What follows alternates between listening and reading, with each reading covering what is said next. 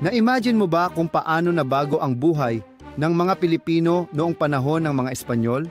May buwis kahit mahirap, trabaho kahit walang bayad, at kalakalan na hindi para sa atin.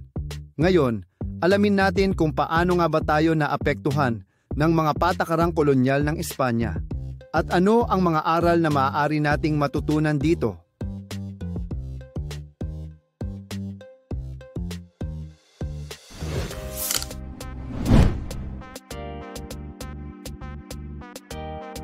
Sa araling ito, ating malalaman ang mga patakarang pang-ekonomiya at pamahalaang kolonyal na ipinatupad ng mga Espanyol. Matapos ang video na ito, ikaw ay makikilala ang mga patakarang kolonyal ng Espanya. Mauunawaan kung paano ito nakaapekto sa kabuhayan ng mga Pilipino. Makapagsusulat ng sariling opinyon o liham tungkol sa mga ito. Isa-isahin natin ang mga patakarang ito. Tandaan, bawat patakaran ay may layuning palakasin ang kapangyarihan ng Espanya, pero kadalasan, Pilipino ang nahihirapan.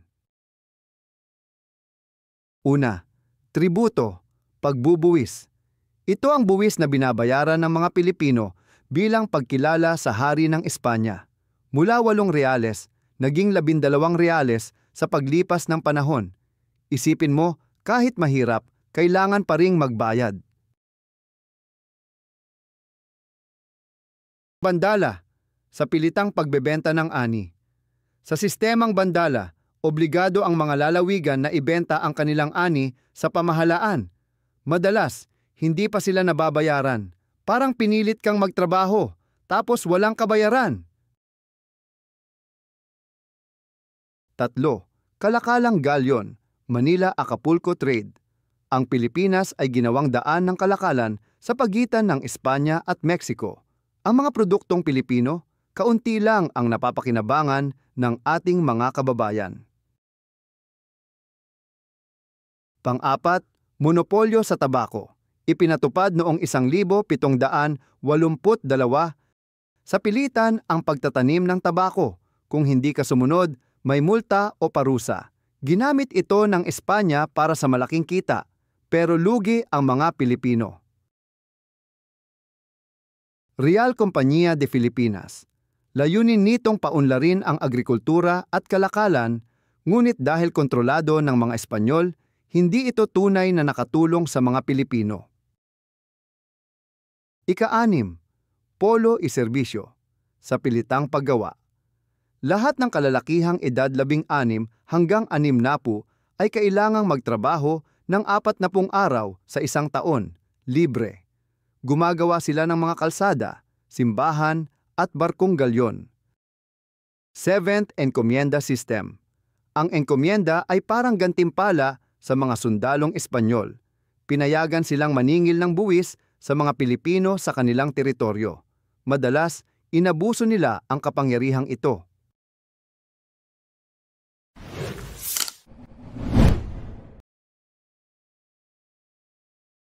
Ngayon naman, alamin natin kung paano pinamunuan ng mga Espanyol ang ating bansa noon. Ihanda ang iyong isipan dahil dito natin makikita kung paano nila kontrolado ang pamahalaan, mula taas hanggang ibaba. Pamahalaang sentral. Sa pinakatuktok ng pamahalaan ay ang pamahalaang sentral. Pinamumunuan ito ng gobernador general na siyang kinatawan ng hari ng Espanya dito sa Pilipinas. Ang gobernador general ang may pinakamataas na kapangyarihan. Siya ang gumagawa at nagpapatupad ng mga batas, nangunguna sa hukbo, at may kakayahang alisin o italaga ang mga opisyal ng pamahalaan. Sa madaling sabi, siya ang hari sa ating sariling bayan. Mayroon ding tinatawag na Royal Audiencia, ang sangay na humahawak sa mga usaping legal at hudisyal. Ito ang korte ng mga Espanyol noon. Pero tandaan, kahit ito'y may kapangyarihan, ang gobernador general pa rin ang may huling desisyon sa lahat. Pamahalaang lokal. Sa ilalim ng pamahalaang sentral, may pamahalaang lokal na nahahati sa iba't ibang antas, panlalawigan, pambayan, at pambarangay. Pamahalaang panlalawigan.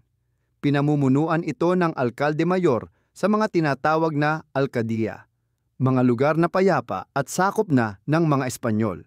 Ngunit kung ang isang lugar ay hindi pa ganap na mapayapa, ito ay tinatawag na korehimiento at pinamumunuan ng korehidor, karaniwang sundalong Espanyol. Ang tungkulin nila ay tiyakin ang kaayusan, pangolekta ng buwis, at pagpapatupad ng mga utos ng gobernador general. Pamahalaang panlungsod at pambayan. Sa mga bayan o pueblo, namumuno naman ang gobernadorsilyo, isang Pilipinong may mataas na antas sa lipunan na inihahalal ng mga kabesa de barangay. Bagamat Pilipino siya, limitado ang kanyang kapangyarihan. Madalas, sunod lamang siya sa utos ng mga Espanyol. Pamahalaang pambarangay. Sa pinakamaliit na unit, ang barangay, pinamumunuan ito ng kabesa de barangay. Siya ang responsable sa pangongolekta ng buwis at pagpapanatili ng katahimikan sa kanyang nasasakupan. Ngunit kahit siya ang pinuno sa barangay, kailangan pa rin niyang sumunod sa mga Espanyol sa mas mataas na antas.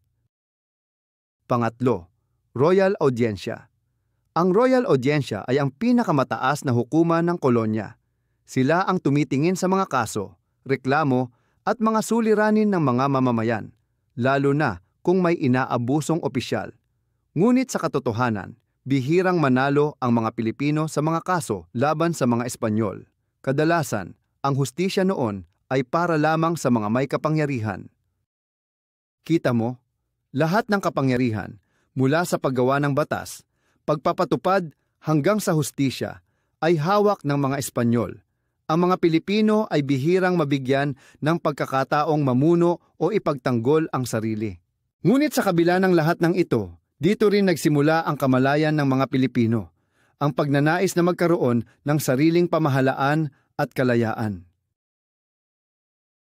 Ngayon, pag-isipan mo ito, ang mga patakarang ito ba ay nakatulong o nakasama sa ating mga ninuno? Ano kaya ang mararamdaman mo kung ikaw ay nabuhay noong panahong iyon? Gumawa ng liham para sa Pangulo. Paano mapapabuti ng pamahalaan ang kabuhayan ng mga Pilipino sa panahon ngayon? O kaya, gumawa ng dagliang talumpati. Nakabuti ba o nakasama sa mga Pilipino ang pamumuno ng mga Espanyol?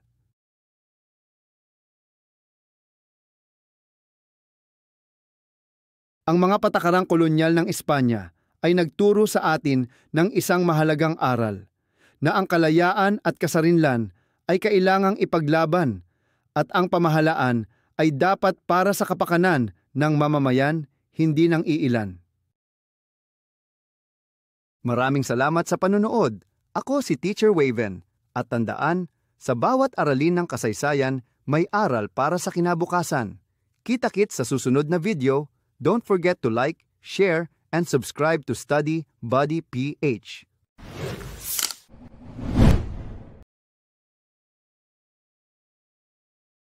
Ngayon, sa gabay ng iyong guro, gawin ang mga sumusunod na gawain.